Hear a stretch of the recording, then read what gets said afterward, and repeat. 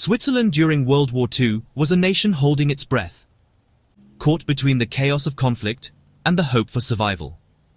Surrounded on all sides by Axis powers, Switzerland clung fiercely to its neutrality, determined not to be drawn into the devastation that engulfed Europe. To defend itself, the Swiss military devised the National Redoubt, a bold plan to retreat into the heart of the Alps and transform the mountains into an impregnable fortress. They carved thousands of bunkers and tunnels deep into the rock, creating a hidden network of defense that snaked through the mountains, invisible to enemy eyes. These bunkers were more than just gun emplacements. They were self-contained worlds, complete with barracks, kitchens, and even hospitals, all buried deep within stone to withstand any assault. Imagine hollowing out a mountain to create a city of stone and steel, hidden from the world, where life could continue even as war raged outside. The soldiers stationed there were guardians of Switzerland's sovereignty, living in constant readiness, prepared to defend their homeland at a moment's notice. But the Alps brought a new enemy, relentless cold, with snow and ice blanketing the mountains for much of the year. Thick stone walls protected from bombs and artillery, but not from the biting chill of high altitudes, which seeped into every crevice. Fuel was precious. Every drop was needed for trucks, tanks, and vital machinery, leaving little for heating the freezing bunkers. The Swiss faced a daunting dilemma: how to keep thousands of soldiers warm in freezing bunkers without wasting vital fuel or compromising their defenses.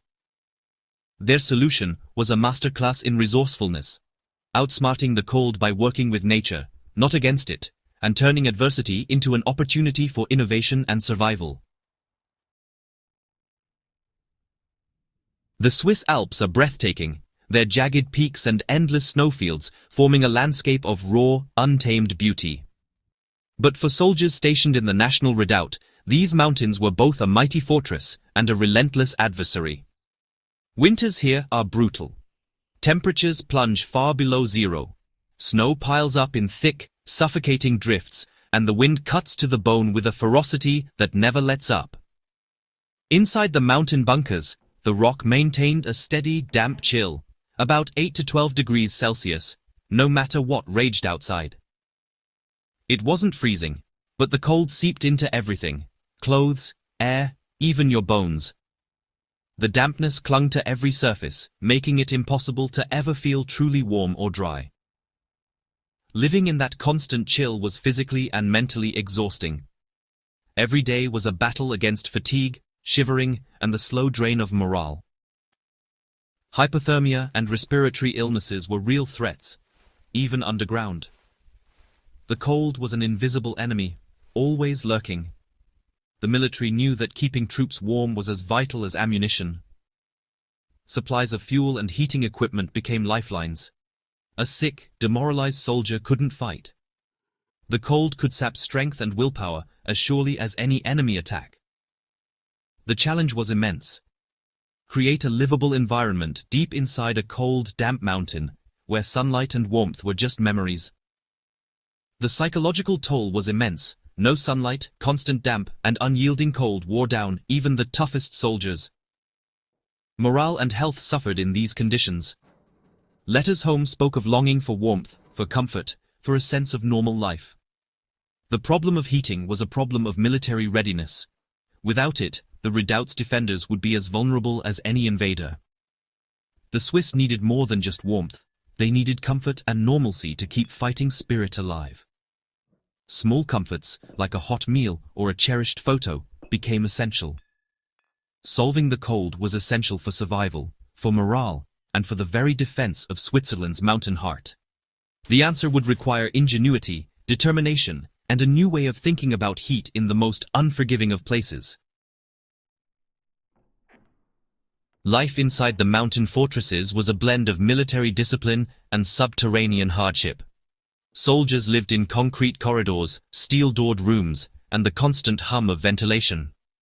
Bunks were stacked high, personal space was minimal, and the air was thick with dampness and the smell of stone and sweat. Every resource was carefully managed: water from springs, electricity generated on-site, and waste meticulously handled. The cold and damp were constant companions. Condensation dripped from ceilings, and nothing ever felt truly dry. Even simple tasks, eating, cleaning rifles, were done in a chilly environment. Keeping weapons functional in the damp required constant maintenance. But the real challenge was keeping the soldiers healthy and motivated. They needed a way to create warmth and comfort in the heart of the mountain. With fuel too precious to burn for heat, every drop had to be saved for vehicles, generators, and emergencies. The Swiss military faced a daunting challenge: how to keep soldiers warm in the freezing mountain bunkers without using up their limited fuel reserves. Swiss engineers turned to an unexpected resource, one that was always available and required no supply lines: the soldiers themselves. The human body is a natural furnace. Each person generates about 100 watts of heat, even while resting. In a confined space, this warmth quickly adds up. Hundreds of soldiers together produced a significant amount of warmth, enough to noticeably raise the temperature inside the bunkers. The Swiss designed their bunkers to capture and distribute this body heat, turning every occupied room into a source of collective warmth. Instead of burning fuel, they managed existing heat, using clever engineering to trap and circulate it through ventilation systems and thick concrete walls. This approach was sustainable, cost-free, and independent of supply lines. It worked even if the outside world was cut off. It was the ultimate survival hack, using people as the heating system, ensuring comfort and safety with nothing but human presence. No complex machinery, no fuel, just smart design and the warmth of those inside. The solution was as simple as it was effective. The mountain itself became part of the solution, its mass helping to insulate and stabilize temperatures within the bunkers. This strategy made the National Redoubt even more formidable, allowing it to withstand long sieges and harsh winters. It was a strategic decision that turned a problem into an advantage, showcasing Swiss ingenuity in the face of adversity. The body heat system was built into the bunker's very design. Barracks were placed on the lowest levels. Since hot air rises, this allowed warmth to move upward naturally. Engineers created vertical shafts and corridors to guide warm air from the barracks to upper levels. As soldiers lived and worked, their heat warmed the air, which rose to command posts and watchtowers. Cooler air then cycled back down through vents, creating a continuous convection loop. The massive stone structure acted as a thermal battery, slowly absorbing and releasing heat. Over time, the rock warmed by a few crucial degrees, stabilizing the environment. This passive system transformed cold caves into livable fortresses, all powered by human life, no fuel required. The science behind the Swiss system is elegantly simple. Heat moves from warm to cool. Soldiers' bodies generated heat, which was captured and circulated. Convection did the work. Warm air rose, cool air sank, creating a natural loop. No fans or pumps needed, just smart placement and design. The stone wall's high thermal mass acted like a heat battery, slowly charging and releasing warmth. This created a stable, comfortable temperature underground. The system integrated human biology, physics, and geology. It was a holistic design, using natural forces instead of fighting them. The same principles apply in wilderness survival: block wind, trap body heat, use insulation. The Swiss just scaled it up to fortress size. Compared to conventional heating, the Swiss method stands out for its resilience.